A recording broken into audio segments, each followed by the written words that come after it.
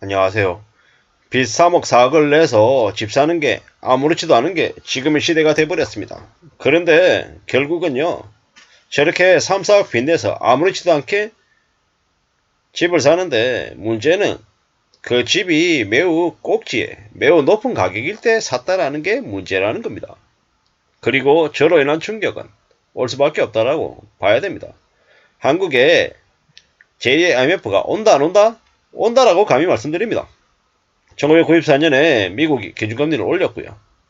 97년쯤에 11월 달에, 97년 11월에 한국의 IMF가 닥쳤죠. 2004년에 미국이 기준금리를 올렸어요. 2008년 9월에 금융위기가 와서 주가가 893까지 내려갔던 어려움이 있었습니다. 2022년에 미국이 기준금리를 올렸습니다. 앞으로 어떻게 될까요? 미국은 2024년 말쯤에나 기준금리를 내린다고 합니다.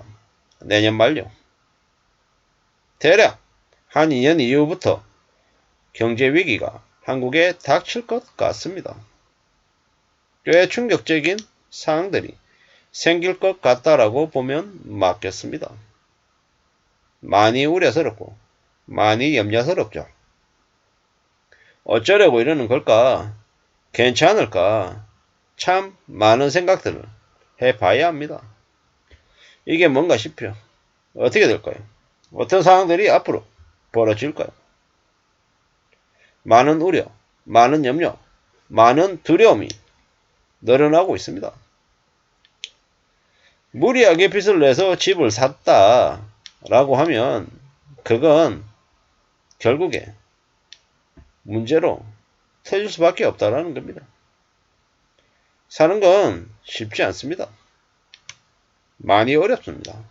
많이 충격적입니다. 어쩌다가 이렇게까지 된 걸까요? 너무 심한 이제 우려가 이제 이렇게 돼버렸습니다. 무서운 상황입니다. 앞으로는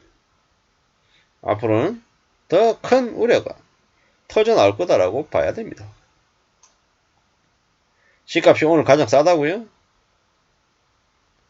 말이 안 되는 얘기죠. 금리가 올라가면 주식시장과 부동산 시장이 안 좋아질 수밖에 없습니다. 미국의 기준금리가 5.5%, 한국은 3.5%.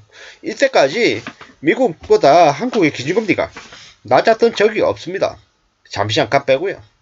근데 지금 이렇게 2%나 역전이 벌어져 있는데도 한국이 금리를 더 못 올리는 이유가 뭐겠습니까? 지금 현재 상황에서 금리 더 올리면 망가질 기업들이 속출하는 거다라는 거죠. 안 그래도 지금 기준금리 3.5%인데도 영업이익을 못 내는 기업들이 뭐 계속 늘고 있어요.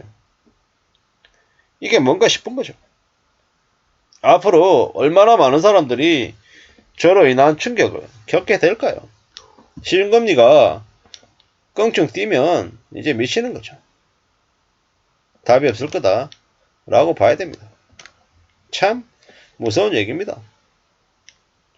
앞으로 많은 사람들이 몰락할 거예요. 망가질 거예요. 이럴 줄 몰랐다. 내가 빚을 다 갚을 줄 몰랐다. 그런 얘기들을 하면서 살 겁니다. 충격적이죠. 언제쯤이면 저런 상황이 나아질까요? 언제쯤이면? 한 10년 지나야 나아질까 싶습니다. 지금 이제 경제 위기가 이미 시작됐잖아요. 2024, 25, 26, 27, 28. 이제 이 기간 내내 참혹한 경제 참화의 시기가 이제 시작되는 거죠. 뭐 집값이 오를 때야 집을 사서 시의 차익을 보고 돈을 벌었다라는 착각에 제네시스도 뽑고 아우디도 뽑고 벤츠도 뽑았겠지만 이제는 아니 집이 당장 팔리진 않고 기분만 좋았는데 원리금 상환을 뭐 이자를 200만원 250만원 내려고 하니까 이제 미치는 거죠. 답이 없다라는 겁니다. 뭐 집값이 천정부지로 오르는 게 지난 10여 년 동안 벌어졌던 일입니다. 그러면 이제 앞으로는 이제 떨어지는 거죠. 뭐 지금도 계속 집값 떠받들려고 난리죠. 난립니다. 뭐 집값 바닥론 때문에 주택담보대출이 계속 늘어나고 있다 이러는데 정상이 아니죠.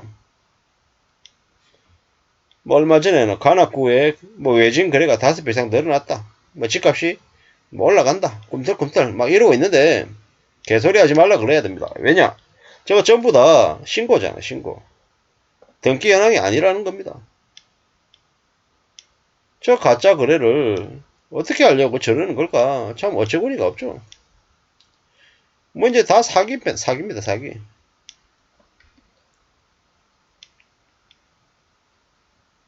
이러다가 어떻게 될까요?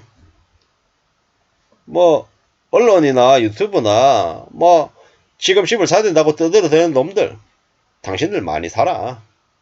지금도 펌프질 해가지고 청년들을 50년 금융노예로 만들려고 수작을 부리고 있죠.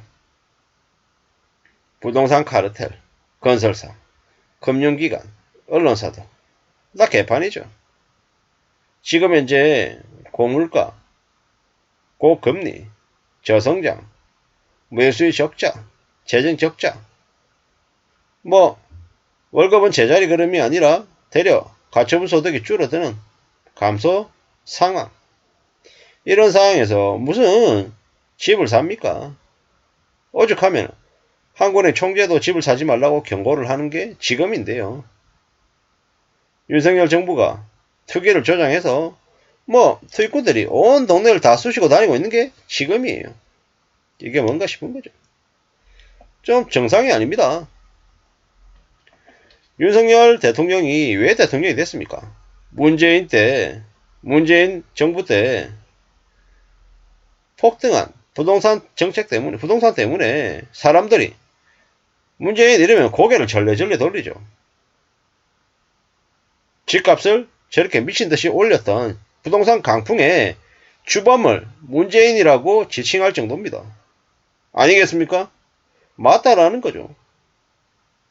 아니 소득도 없는 청년들에게 5억씩 7억씩 대출해줘서 그걸로 부동산을 떠받들었죠.